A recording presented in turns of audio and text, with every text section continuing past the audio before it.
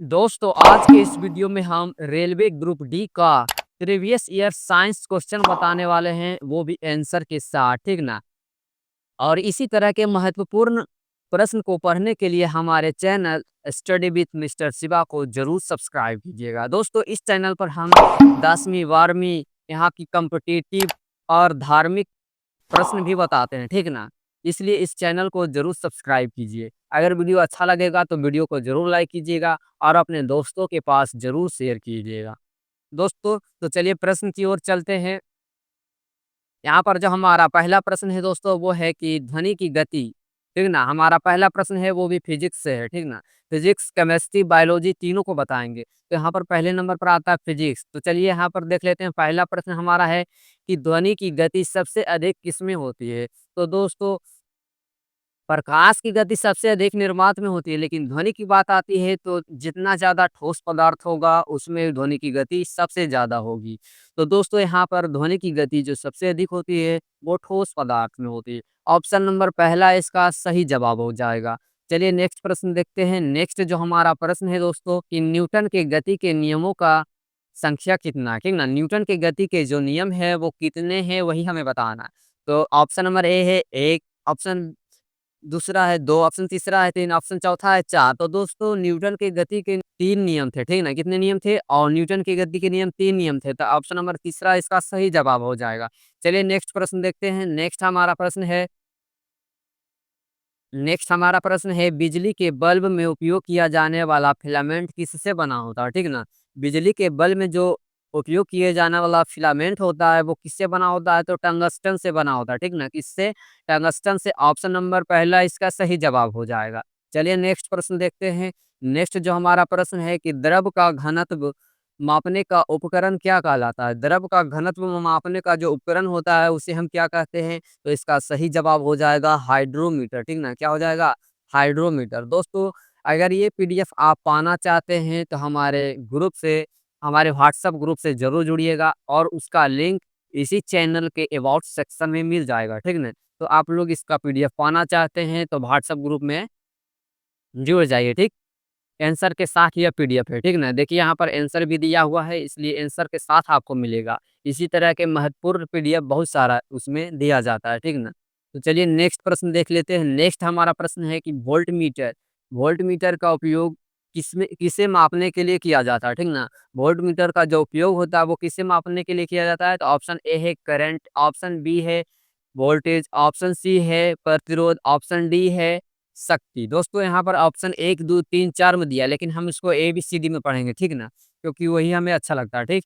तो यहाँ पर जो सही आंसर हो जाएगा दोस्तों वो वोल्टेज मापने के लिए किया जाता है, ठीक ना। ऑप्शन नंबर दूसरा इसका सही होगा, वोल्टेज, ठीक। चलिए नेक्स्ट प्रश्न देख लेते हैं। नेक्स्ट जो हमारा प्रश्न है कि पानी का जो रासायनिक सूत्र है, ये तो आपको जरूर पता होगा कि पानी का रासायनिक सूत्र ये 9 क्लास में ही पढ़ाया जाता है कि जल का जो रासायनिक सूत्र होता है वो क्या होता है, ठीक ना। तो जल का रासायनिक सूत्र H2O होता है। अगर आपको ये आंसर पता रहता है तो कमेंट में उसका उत्तर जरूर दीजिएगा। चलिए नेक्स्ट प्रश्न देख लेते हैं। नेक्स्ट हमारा प्रश्न है कि दूध को दही में बदलने के लिए कौन सा जीवाणु उत्तरदायी होता है। तो कौन सा जीवाणु उत्तरदायी होता है? तो ऑप्शन ए है लैक्टोबैसिलस, ऑप्शन बी है स्यूडोमोनास, ऑप्शन तीसरा है ई कोलाई, ऑप्शन चौथा है सैल्मोनेला। तो ऑप्शन इसका पहला सही हो जाएगा लैक्टोबैसिलस, ठीक ना। क्या हो जाएगा? ऑप्शन नंबर पहला इसका सही हो जाएगा। चलिए नेक्स्ट प्रश्न देख लेते हैं कि सोडियम का प्रतीक क्या है। सोडियम का प्रतीक है दोस्तों Na, ठीक ना। सोडियम का प्रतीक क्या होता है? Na को हम लोग सोडियम कहते हैं। नेक्स्ट हमारा प्रश्न है अम्लीय वर्षा का मुख्य कारण क्या है। अम्लीय वर्षा का जो मुख्य कारण है वो क्या है दोस्तों? तो सल्फर डाइऑक्साइड है, ठीक ना। सल्फर डाइऑक्साइड ऑप्शन नंबर दूसरा इसका सही जवाब है। चलिए नेक्स्ट प्रश्न देख लेते हैं। नेक्स्ट हमारा प्रश्न है कि शुद्ध सोना कितने कैरेट का होता है। शुद्ध सोना जो होता है वो 24 कैरेट का होता है। ऑप्शन नंबर सी इसका सही हो जाएगा, ठीक है ना, 24 कैरेट का। चलिए नेक्स्ट प्रश्न देख लेते हैं। नेक्स्ट जो हमारा प्रश्न है कि मानव शरीर में सबसे बड़ी ग्रंथि कौन सी है। तो मानव शरीर में जो सबसे बड़ी ग्रंथि है दोस्तों, ऑप्शन नंबर ए है हृदय, ऑप्शन नंबर बी है यकृत, ऑप्शन नंबर सी है गुर्दा, ऑप्शन नंबर डी है फेफड़ा। तो दोस्तों मानव शरीर का जो सबसे बड़ी ग्रंथि होती है उसे हम लीवर कहते हैं, जिसे हिंदी में यकृत कहते हैं, ठीक ना। तो ऑप्शन नंबर बी इसका सही जवाब हो जाएगा। चलिए नेक्स्ट प्रश्न देखते हैं। नेक्स्ट जो हमारा प्रश्न है कि रक्तचाप मापने का यंत्र क्या कहलाता है। रक्तचाप मापने का जो यंत्र होता है उसे हम क्या कहते हैं? तो उसे हम स्फिग्मोमीटर कहते हैं, ठीक ना? ऑप्शन नंबर तीसरा इसका सही जवाब हो जाएगा। चलिए नेक्स्ट प्रश्न देख लेते हैं। नेक्स्ट हमारा प्रश्न है कि डीएनए की खोज किसने किया था? डीएनए की जो खोज किया था वो किस वैज्ञानिक ने किया था? इसका जवाब आपको पता है तो कमेंट में इसका उत्तर दे सकते हैं, ठीक ना? तो ऐसे इसका जो सही जवाब हो जाएगा, डीएनए की खोज किसने किया था? तो इसका जो सही जवाब हो जाएगा वाटसन एवं क्रिक ने, ठीक ना? ऑप्शन नंबर पहला इसका सही जवाब है, ठीक? चलिए नेक्स्ट प्रश्न देख लेते हैं। नेक्स्ट हमारा प्रश्न है कि विटामिन डी की कमी से कौन-सा रोग होता है? विटामिन डी की कमी से होने वाला रोग कौन-सा है? यही हमें बताना है, ठीक ना? इसका नाम पहला ऑप्शन है रिकेट्स, दूसरा ऑप्शन है स्कर्वी, तीसरा ऑप्शन है एनीमिया, चौथा ऑप्शन है बेरी-बेरी। तो जो विटामिन डी की कमी से जो रोग उत्पन्न होता है उसे हम रिकेट्स कहते हैं, ठीक है ना? क्या कहते हैं? रिकेट्स। ऑप्शन नंबर पहला इसका सही जवाब हो जाएगा। चलिए नेक्स्ट प्रश्न देख लेते हैं। नेक्स्ट हमारा प्रश्न है कि लाल रक्त कोशिकाओं का निर्माण कहाँ होता है, ठीक ना? लाल रक्त कोशिका यानी कि ब्लड का जो निर्माण होता है वो शरीर के किस अंग में होता है? तो दोस्तों अस्थि मज्जा या बोन मैरो जिसे इंग्लिश में कहते हैं, ठीक ना? तो ऑप्शन नंबर दूसरा इसका सही जवाब हो जाएगा अस्थि मज्जा। चलिए नेक्स्ट प्रश्न देख लेते हैं। नेक्स्ट हमारा जो प्रश्न है कि सूर्य की ऊर्जा का स्रोत क्या है? ऑप्शन ए है नाभिकीय विखंडन, ऑप्शन बी है नाभिकीय संलयन, ऑप्शन सी है रासायनिक अभिक्रिया, ऑप्शन डी है अपक्षय, ठीक ना? तो सूर्य की ऊर्जा का जो मुख्य स्रोत होता है वो नाभिकीय संलयन होता है, ठीक ना? क्या होता है? नाभिकीय संलयन।